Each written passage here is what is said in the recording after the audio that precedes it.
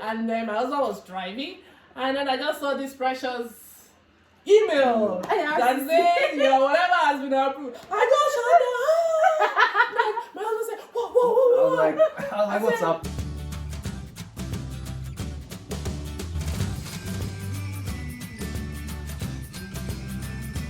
Hey guys, welcome back to my channel. My name is Abiola and this is Real Time with Abiola. Alright, so I have an amazing guest on the show today, and they'll be teaching us how they migrated from Nigeria to Canada and how everything, how everything eventually went.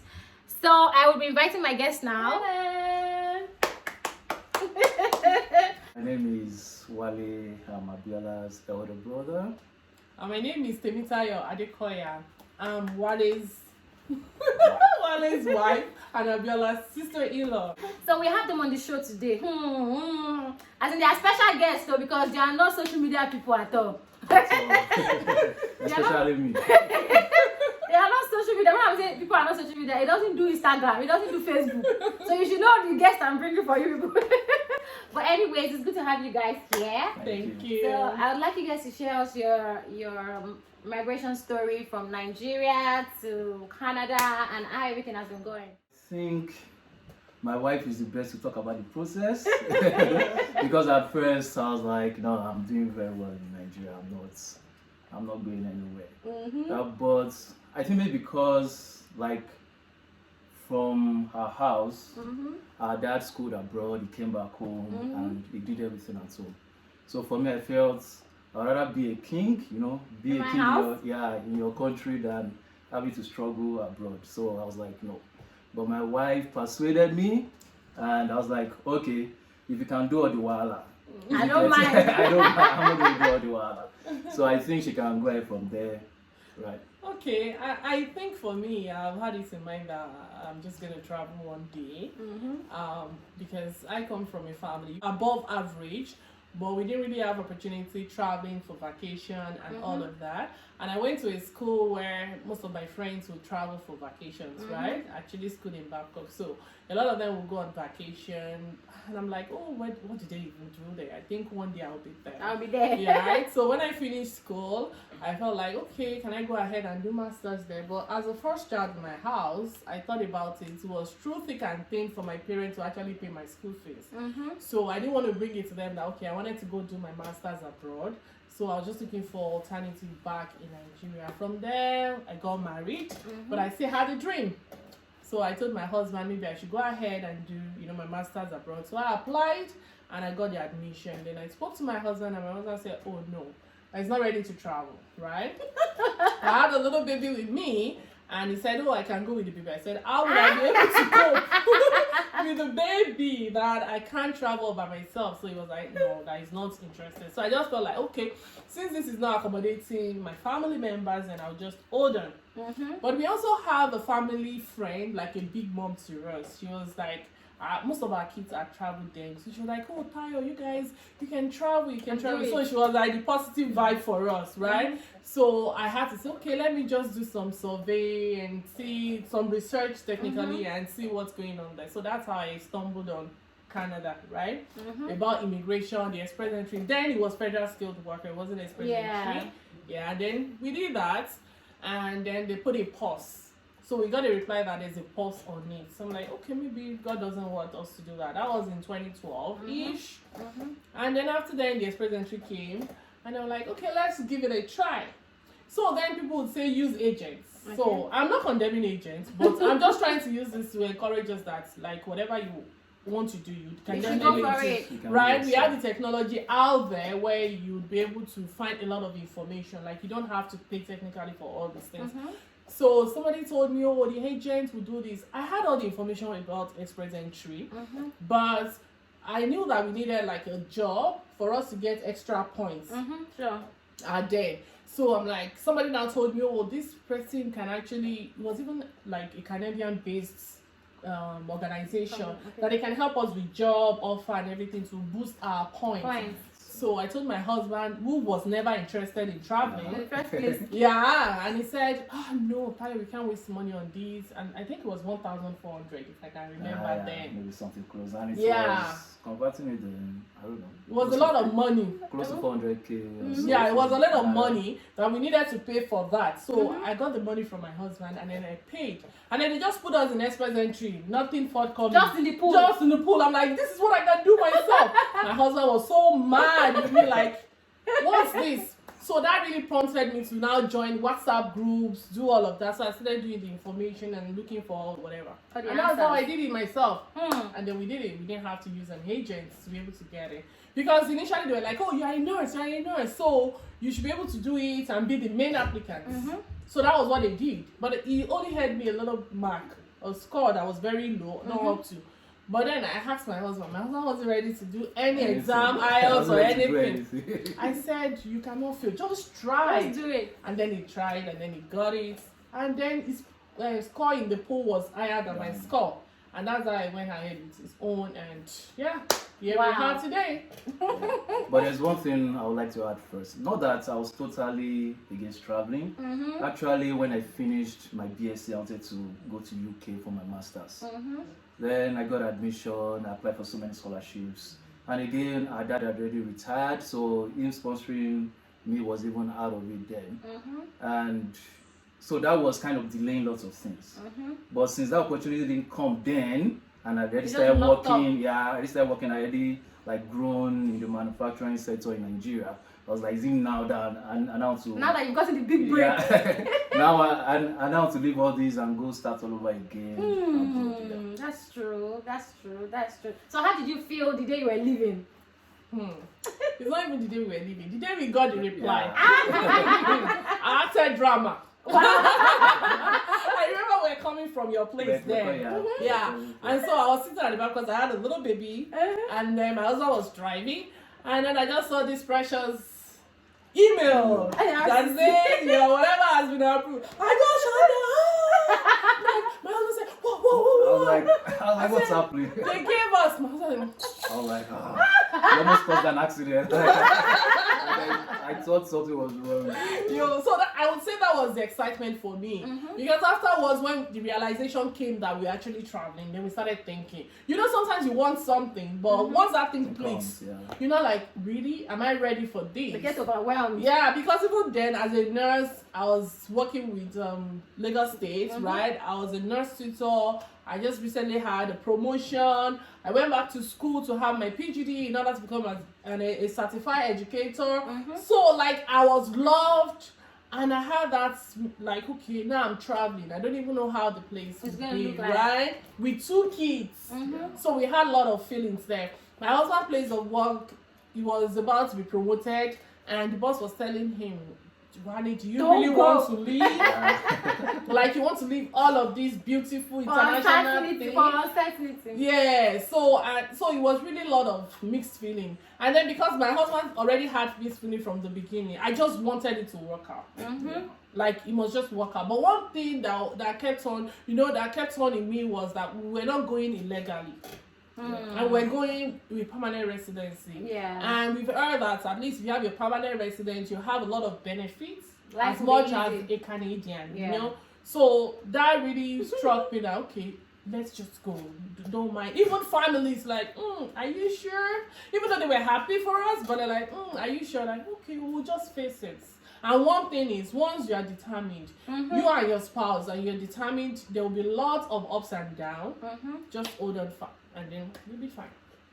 Wow, that's good. So, when you guys landed, what was it like? How did it go? I would say before landing, like, I only know a few people. Aside people in my work then in the manufacturing company, that kind of made it, should I say, a little bit worse. Not really worse, like you keep saying, well, if you're leaving a job to travel, okay, why don't you let your family go first? And you come back later. Or you go first, all those things. So that was really creating some doubts. But I only know a few people. But luckily, like, as God would plan it, the person my wife was talking about that, like a big mom to us, is a very close friend of mine. His other brother has traveled a couple of years earlier, and he got his own 6 months before us. So he was already here. So if not for that, although God works in mysterious ways. Yeah, absolutely. But that was the only person that I'll say I knew. Yeah, I even knew in Canada then. Wow. So I just called him up. I was like, yeah, we got it. We're like, Wale, good. So how you going to do it? I was like, guy, I don't know anybody. Should I start coming to, you was in British Columbia then. Should I start coming to British Columbia with my family and stay with you for a while? I was like, yeah, that's okay. But I wouldn't advise you coming to British Columbia because it's very expensive. Okay. And for him, he got a job almost, I think even he came into this landing, he went back. He came for South Africa, then he went back to South Africa, then he started applying to jobs, he got a job, then he came back. He got a job in British Columbia, so he came back to British Columbia. So I was like, well, British Columbia is not a place where you want to settle with your family, it's very expensive. Wow. That there's another friend of ours, we all went to the same school, engineering. There's another classmate of ours in Alberta. This classmate of ours, when we were in school, we're just like, maybe not even an high friend. Just a class of over 200 students. I knew him very well in school, but we're not friends. I'm not talking to him. Well, like, this guy, his name is Shegun. He's in Alberta. Why did you call him? I was like, Shegun, that was never my friend in school. And now I'm calling you up, I'm coming to you. And we never even spoke. Let's say in school, hi. But even after we graduated, I didn't even know it was even in Canada. So he was like, Wale, what are you saying? Okay, I'm going to call him up. He called him up, sent Shegun's number to me, and I called Shegun. I was like, hey, Wale, how are you doing? Oh, I heard you are coming to Canada. And that's when I started having like that peace of mind. Yeah, thank God. There's somebody there that is willing. And so we started talking. I started sending, because then wanted to rent Airbnb, so I would send the Airbnb address to him. So you can check it. Yeah, he's going to check it out. So it's a little bit too far from my house. I'm good. So we actually got Airbnb close to him so that he can help us out. So after that, then when we were about landing, he came to pick us in the airport. He actually rented a van. I didn't even know. Wow. I thought it was his car. It was when he dropped us in his house. We ate. It was like, oh, Wale, I need to return this. I was like, wow. So he rented a car, picked us up, and dropped us in his house first. We ate. Then went to the Airbnb, and every day they're always checking in on us when whether he's coming back from work, himself and his wife. Like they made the integration like into the new environment easier for us, and we rented Airbnb for 3 weeks. 3 weeks, yeah. Wow. So within that period, I was now looking for houses. Even those houses I was sent to him. Of like, I got this, I would tell, oh, why this area is not good, this area is good. And a couple of times he would leave his work during his break, we'll go check. Houses. So yeah, until where we got a house, and we are still very close friends till now. That's nice. What I will add to that, however, is if you know you're relocating somewhere, make sure you're making connection there. Like, don't just carry your bag and go there. Make sure you are making connection with people that are there, if possible, that know the in and outs of those places.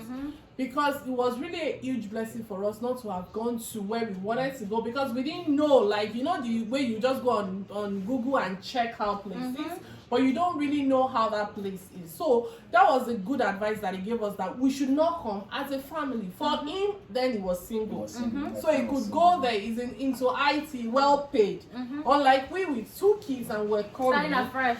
Yeah. It wasn't like because of a personal interest for him, but he just wanted the best for us. So make sure you are making a good connection with people over there. That would help you to settle well. So they'll be able to give you the good info. What do you think about that? It was because you have somebody here? Sort of. I think our expansion on that, we had different, we knew then that British Columbia and Ontario were very expensive. We didn't want to go there. Okay. So we had Alberta, Manitoba, and Saskatchewan then. My wife had a senior colleague in Manitoba that was telling us, guys, come to Manitoba. Like, she was even saying, start coming next week. She already got a place for us. Wow. She was like, oh, I'm seeing a place where you can come. But I feel like for Alberta, we didn't really know much about Alberta. We didn't know much about Alberta. And for Saskatchewan, the reason why we knew was because they were doing their program then. They were doing their provincial nomination program. So that was how we knew about Saskatchewan. But for Alberta, we didn't really know anything until when that guy spoke to us that there was another friend in Alberta. That was when we now started looking into Alberta. Yeah. So far, for the past 4 years now, are we? Over 5 Oh, years. oh my God. Now. For the past 5 years now. So you've been enjoying Alberta and everywhere around. Yes, Yeah. I feel like that was just the best option. Like that was just the best decision we made, because right now we see that a lot of people are now coming into Alberta, moving from Ontario and all of that. Because fine, the other places have the advantage too. You might meet with people, you might be able to do stuff, but you know, you get to a point that you feel like, okay, now I'm settled here. How do I want to put a lot of big projects down, and things might be a little bit hard. So the places that we felt like they were more rural or more cold or something are now places that are option for you to be able to start something that is a big project. Yeah. So, and I think that's the main reason why people are coming into Alberta. And for us, settling here from the first time was just the best thing, because it's not easy for you to move from one place to another. That's one thing. No, let's talk of province to the other. Yeah, because in Nigeria, for example, you can carry yourself and move from Lagos to Ibadan. But here, it doesn't work like that. If you are leaving a province to another one and you have established, you bought stuff, most of the time you have to sell those things off. Yeah. And then you're starting all over again. So yeah, that's what I would say. It was really a big wow. So for those coming, or for those that have been migrating soon, 2023, what's your advice for them and everything? For me, I would say that make sure you're making that connection. That's the first thing. Have lots of information. Don't just be desperate to pick a place because people are there. You should have your expectations. What are your goals? Where do you see yourself in the next 5 years? Yeah. So what you are expecting of yourself to have achieved is what would help you to know where exactly you can get it. Because another thing is, I told you that we had like a big sister, like we were colleagues in school. She was my senior in school then. She was first set Babcock then. And somebody linked us all. She's still in Manitoba anyway. She was really very supportive and ready for us to come. For me, I felt like nursing, anywhere I go to, it might be easy for me to get a job, to get registered. But then we had to look at my husband's occupation, like profession. Where will it be that we'll be able to get more opportunity and all of that? And that was just the only reason why we did not settle in Manitoba. So make sure you're looking at your profession, where you can get it, where the market is basically, where it's going to be easy for you to get registered in whatever field you're doing. And I think those things need to come into consideration when you're choosing where to go to. Thank you very much. So over to you. So what's your advice for people coming to Canada in 2023? I would say it's not going to be different from what my wife said. Making connections, and for me, I read a lot on the internet, like trying to see what people before me have gone through, and gathering more information and connecting with people, even if it's people that you've not spoken with, as long as you know them, or you went to the same school. I would say there was a senior classmate of ours from Unilag that we never met in school. I never knew. He was coming to Alberta. He chatted me up on LinkedIn. So that's what we should be doing. Once you guys have that little link, even if you don't know the person, just connect. They can always be of help. We try to help ourselves here, especially new immigrants to settle. So that's what I would say. Then also look at the province where you can get your job. So that was what we looked at by choosing Alberta. So Alberta was like the center point where you could practice a nursing career, then I can get my own manufacturing profession job. Yeah, so what else? A province that is not very expensive. That's the very big one. A province that is not very expensive, where you can get the basics very easily, like build a family, buy a house, and build your career. Yeah, so that's what I would say. Like he's an engineer, for example. Now getting a job for him, like so for me, getting a job was easier. I did engineering, but even from Nigeria, I wasn't practicing core engineering. I was practicing manufacturing. So I worked in manufacturing companies in Nigeria. So coming here, it was a little bit easier for me. I didn't even venture into the core engineering because I know I have to start writing exams and the rest. Yeah, fresh. So coming here again, that my friend in British Columbia then, his name is Tejiri. He got this internet phone for me. So I already started applying from Nigeria with a Canadian line. So I'd gotten lots of the first interview on phone. So they were just waiting for me to land here, then I do the physical interview. So getting here, I think I got a job within a month in a manufacturing sector as a supervisor. So that kind of made us balance, like at least one person is working anytime my wife gets her registration. Yeah, so for me, I had stayed in manufacturing from Nigeria, and I stayed in manufacturing even here. So I just took I wouldn't call it the easier route, but where my strength is. Because going back, I've done the engineering exam now, but they asked me to start over again. I'm now like engineering training, but I'm still thinking, do I really want to go back and start over in core engineer like projects and the rest? Is actually kind of for now it's no. So I just want to rise in my manufacturing line. So yeah, so that's it. But career-wise, it's been good. Just that my wife had some few challenges with her registration, which is normal. Yeah. So you guys should wait for that video as regards to her telling us everything she knows about nursing and how she became a registered nurse. So just wait for that, okay? Sure. So any final advice? Final advice is when you want to immigrate, make sure you have a reason why you want to immigrate, right? Don't just immigrate because people are immigrating, right? And when you want to use the route that you want to use to immigrate, make sure you know so much about that route, because people play it out. We are here, and I know a lot of videos go out there that people will be complaining how they are facing a lot of challenges here, and people back home would say, oh, if it's that like that, you should have come back. Come back. That's the reality of it. It's not been easy. It's not been easy, and challenges would come from different spheres. You know, as you move, like what we faced when we came is not what we're facing right now. So we have different ways where we face challenges. But if you had an expectation and you still have a goal you're looking into, that is what will probably be pushing you to pass through those challenges at every point in time. Yeah. So don't just travel because you want to travel. Make sure you have a good reason. Make sure you have your goals. You're working towards it. Make sure you get a lot of information, like detailed information about whatever you want to do. And money. Yeah, and money. Settling down in a new place needs a lot of money. It's not beans. Not even a place like Canada where you have -40 degrees Celsius. So you can't become homeless, obviously. So make sure you have good plans in whatever you do and make your connection, and you'll absolutely be fine.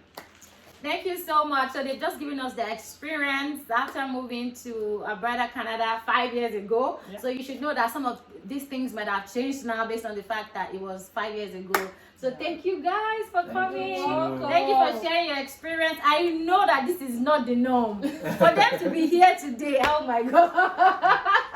So we are saying a big thank you from Real Time with Abiola to you, dear Decoyers. Thank you so much for turning up. Subscribe, share, and subscribe. Hit the red button. Thank you.